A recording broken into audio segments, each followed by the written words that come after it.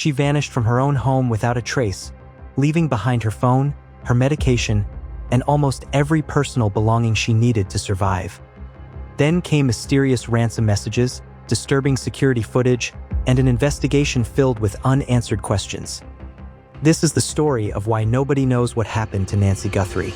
Nancy Guthrie was known to many people as the mother of television host Savannah Guthrie, but to her family, she was much more than that.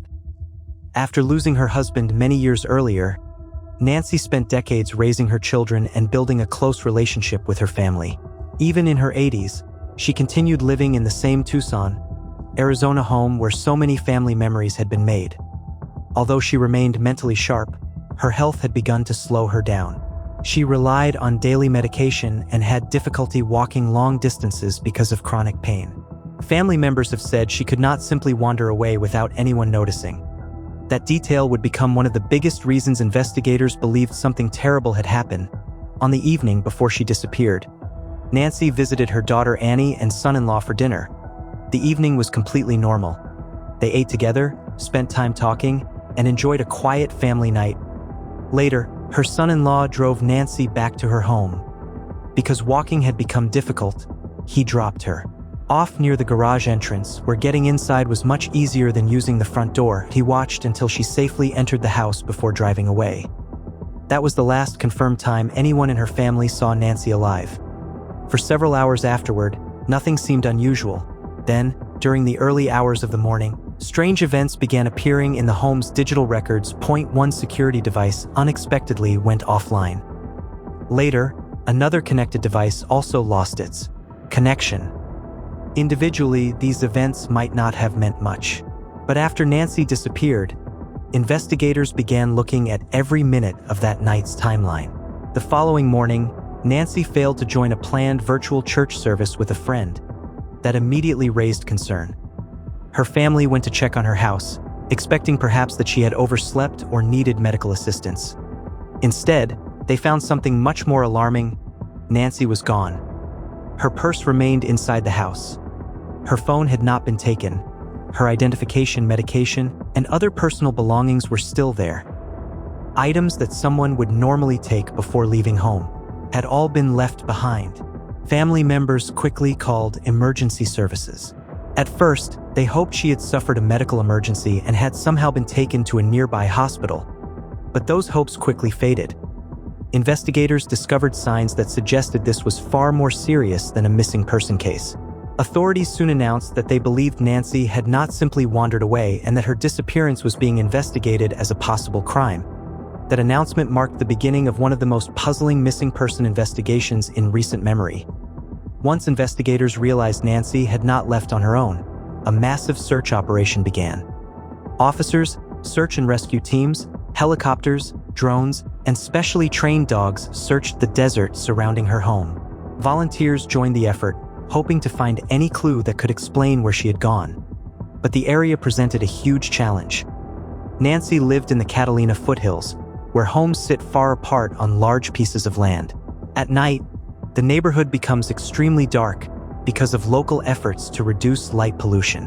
While that helps protect the night sky, it also makes security cameras less effective and gives anyone moving through the area plenty of places to stay hidden. Despite days of searching, investigators found no sign of Nancy.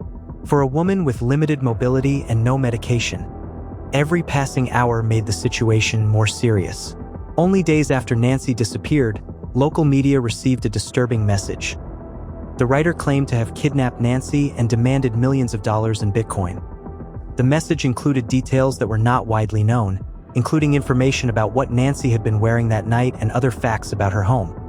Because of those details, investigators had to consider the possibility that whoever wrote the message knew something about the case. But there was one major problem. The writer never included proof that Nancy was still alive. Without proof of life, it became impossible to know whether the message came from the real kidnapper or someone trying to take advantage of a high-profile case. Investigators monitored the Bitcoin wallet connected to the ransom demand, hoping any payment activity would reveal the sender's identity. But nothing happened. The wallet remained untouched. Soon afterward, another message appeared. This one had a much darker tone and suggested that Nancy had already died. Again, there was no evidence to support the claim. The conflicting messages only created more confusion and raised even more questions about who was sending them. For days, investigators had very little physical evidence. Then everything changed. The FBI released images recovered from Nancy's doorbell camera. The pictures showed a man wearing a face covering standing outside Nancy's front door during the early morning hours. He appeared to notice the camera almost immediately. Instead of simply walking away, he tried covering the camera lens with nearby plants and appeared to interfere with the device. Investigators believe this happened around the time the camera stopped working. The images quickly spread across the country. People began studying every detail of the man's clothing, backpack, and movements, hoping to identify him. The reward for information was increased, and investigators asked anyone living nearby to carefully review security footage from the days before Nancy disappeared. Some experts even suggested the man may have visited the property before the night of the disappearance, possibly watching the home in advance. Despite thousands of tips, no one has publicly identified the mysterious man to this day. He remains one of the biggest unanswered questions in the investigation. The release of those images gave investigators their strongest lead, but it still wasn't enough to explain what truly happened to Nancy Guthrie as the weeks passed. Investigators continued searching for answers, but new clues often created even more confusion. The mysterious ransom messages were only part of the problem. There were also reports of possible DNA evidence, searches of nearby properties, and interviews with people connected to Nancy's final days.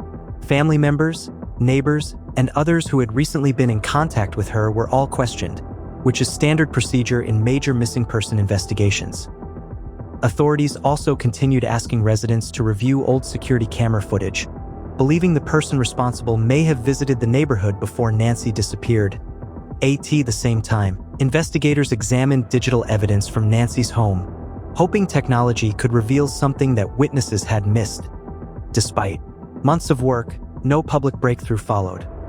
With so few confirmed answers, many different theories began circulating. One idea suggested that Nancy had been kidnapped for ransom because of her connection to her daughter, Savannah Guthrie, a well-known television personality.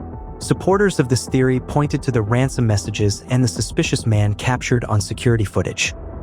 Others believed the kidnapping story didn't fully make sense. The ransom notes never included clear proof that Nancy was alive, and some investigators questioned whether every message had actually come from the real offender. Another theory suggested that someone had targeted Nancy after carefully watching her routine and recognizing that she lived alone and had limited mobility. There were also rumors involving people close to the family.